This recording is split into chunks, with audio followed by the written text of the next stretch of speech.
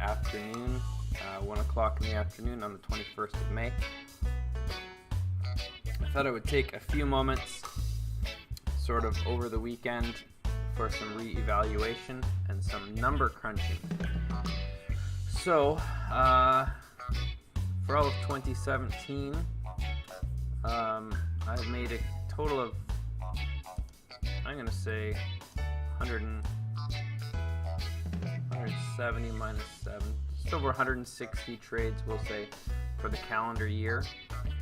And what I did, because I'm curious as far as the stock price itself and how the stock price sort of affects my results. So I did a little bit of number crunching. It's very messy for now. I just sort of threw it together. But basically I filtered all of these stock prices over here, so the purchase price, and then I filtered it by a dollar amount. So under 10 cents, between 10 cents and a dollar, between $1 and $5, between $5 and $10, $10 and $20, $20 and $40, and over $40. So what I did was I got the total amount that I won or lost at that dollar amount. So each one of these rows will be 0 unless a certain thing equals yes in Excel. So basically, if for this one, if the total amount is less than 10 cents, then it'll show the result on here, and then I just add them all up. So this is a breakdown sort of the entire, all of my trading by dollar amount. So and then I just added up the total number of trades I did in that demographic. So I've done 4 trades of stocks that are under 10 cents, 16 trades under a dollar, or between 10 cents and a dollar, 49 trades between 1 and 5, 51 between 5 and 10, 22, 10 and 20, 10, 20 and 40, and 6, 40 plus. So I can already see that my bread and butter, or where I tend to look at my trades or find my trades, is between, say, $1 and $10. Almost 100 out of my 160 trades have been in this spot. So breaking down the under 10 cents, I've made 4 trades, minus $2,500 for a net loss of $636 per trade. That right away leads me to believe that I probably shouldn't be trading penny stocks at this point. Under $1, I've done 16 trades for minus $400 total. It's only $27 per stock average loss, which, you know, considering the volatility of stocks between 10 cents and a dollar, that's a reasonable amount, but I should still be careful with under $1 stocks for sure. Between $1 and $5, this is actually a profitable space for me. So I've made $1,700 and change, 49 trades. That's an average of $35 per trade profit. And these numbers are all after commission. I've built in the commission into my graph, so all of my profit and loss already factors in that I'm losing, you know, either $20 per trade buying and selling, or 14 more recently because I'm above a threshold to get a $7 trade in there. So these numbers factor in, so it's $35 per trade after commission. $5 to $10, you can see 51 trades I've made, 11,000 loss in this bracket, and that's 217 per trade. So aside from this kind of big number here, but with only 4 trades, this is this sort of worst area. So I'm looking at the 1 to 5 being the best area, and then the 5 to 10 being the worst. So that's sort of interesting in that regard. $10 to $20 stocks, I've made 22 trades, stuck $1,100, which is $52 per trade. 20 to 40, made 10 trades, stuck $690, so that's $69 approximately per trade. And then the over 40, I've actually made 6 trades in this area and stuck about 48 per trade. So what I'm going to do now, these are interesting numbers, just in and of themselves, sort of give me a feel. I think one thing I've learned for sure is that kind of the really small stocks under $1 sort of guys, I'm not sure whether I'm comfortable anymore touching them. I mean, there are big, you know, you look at this one, 1400 plus. There are opportunities. There's an 1100 up. There are some opportunities to make some big chunky numbers, but then you have huge down as well. It's a minus 2300 in this category.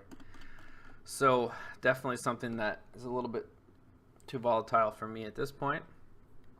I think overall, you know, if you look at the $1 to $10 range, I'm actually doing pretty bad.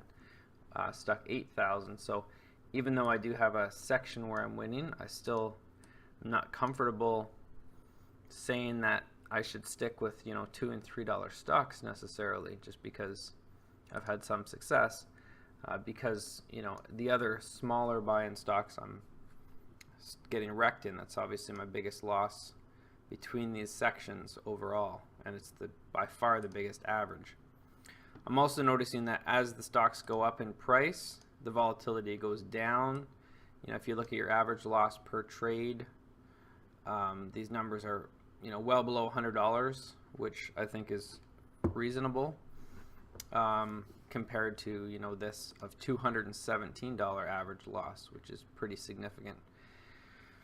And also, I think it doesn't necessarily mean if you go to bigger numbers, like stocks that are above 40, that you're going to necessarily lose less per move, because sort of even if the stock goes down $1, it's not the same as if a $10 stock goes down $1. You know, it's 10% versus if you have a $50 stock, it's 2%. So with these sort of numbers in play, it doesn't necessarily mean that large stocks are more protected in any capacity, but it's just interesting. So what I'm going to do now is I'm going to filter these numbers again, but I'm only going to do the day trades. It's going to take out the swing trades. I might try and do it with swing trades as well, but for now, for this month, I think filtering these numbers for day trades will give me an interesting result. So I'm going to pause the video. I'm going to do that now, and we'll come back and see what it says. Okay, that was some number crunching. So what I've done here is I've again filtered the results only for day trading. So stocks that I bought and sold the same day. So again, I've never day traded a stock under 10 cents or a stock under $1. Generally, they just don't have the volume, and you're going to get stuck often. So $1 to $5, I've day traded 22 stocks for a total of minus $1,100, $52 average loss per trade. 5 to 10, 43 times, minus $7,700, $179 average loss per trade. So by far, the 5 to 10 on both the overall as well as the day trade is the biggest loser. 10 to 20, when you filter day trade, it's actually the one winner category I have, which is 14 trades plus 647 for $46 per trade average. 20 to 40, 8 trades minus 367, so $45 per trade average loss. And 40 plus minus 75 trades, so minus 70 average.